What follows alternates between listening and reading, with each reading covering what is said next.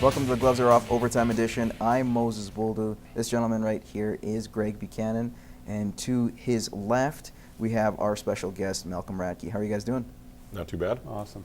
Perfect. Of course, Malcolm, you are the marketing manager with the Bobcats. Got an exciting year for this season. I know a lot of changes have happened. Gary is a new coach now to add to his GM role, so that's got to be a good thing. Yeah, absolutely. 2.5 weeks to puck drop, and main camp starts in 2 days. So he's excited to see all his recruiting efforts paying off. I think he's got quite a few young guys coming to camp and some tough decisions to make, but he's more than capable. Well, he's got an RBC Cup, so he's got a resume that's very That's right. impressive. Hey, talk about a resume that is also, well, at least interesting. We'll talk about Alex Rodriguez. He got plunked by Ryan Dempster, then went off and hit a home run. Next at bat, not too bad.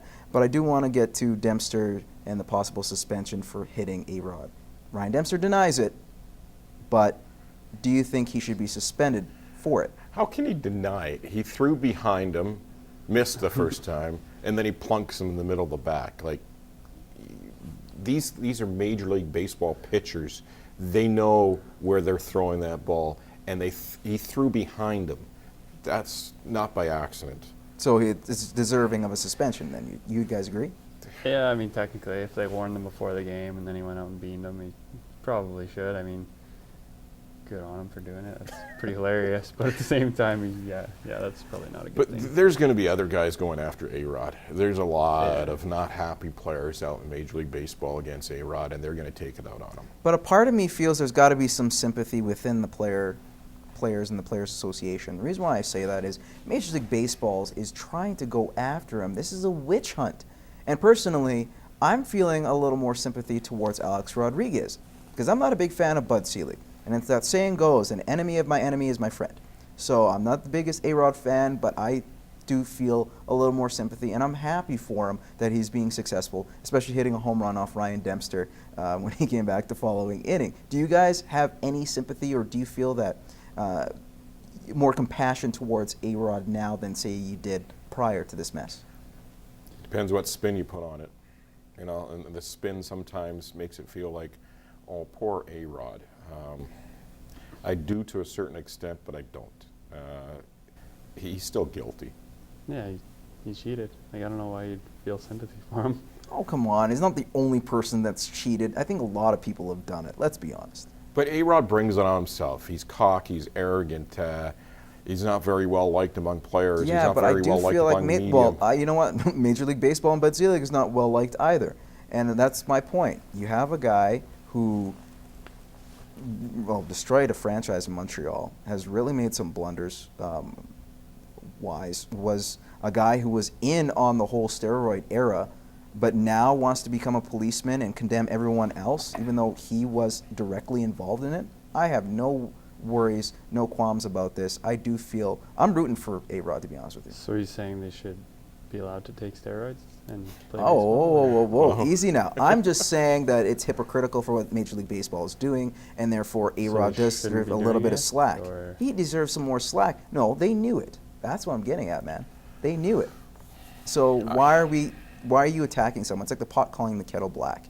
You knew what was going on, you did nothing, and now you're trying to punish somebody. That's why I feel sympathy towards A-Rod. In Major League Baseball, if they did anything wrong, they dragged their feet on it. And they knew this was going on for how many years. They probably A-Rod's been doing this for how many seasons, and finally, you know what, hit the fan. And now A-Rod's looking like the sweet innocent, not sweet innocent, but the victim of all this. He's not the victim of all this. He's made how many millions of dollars by cheating?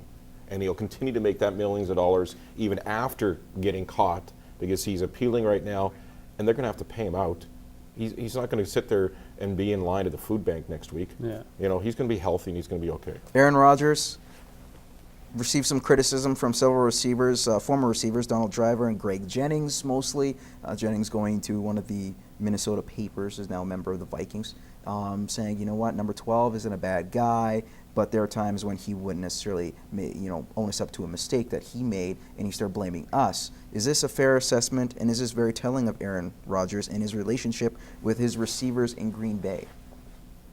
Yeah, nobody likes that quarterback who's blaming everybody else. He's great at what he does, and he's a nice guy, but they're saying, when you're told constantly that you're great and you're good, but Yeah, this happens, right? As a quarterback, you're the guy in charge. You got to manage those relationships, and even if it's not your fault, sometimes you take that fault to build up your receivers because you're going right back to them the next play. I mean, you need each other, so it's not fair to.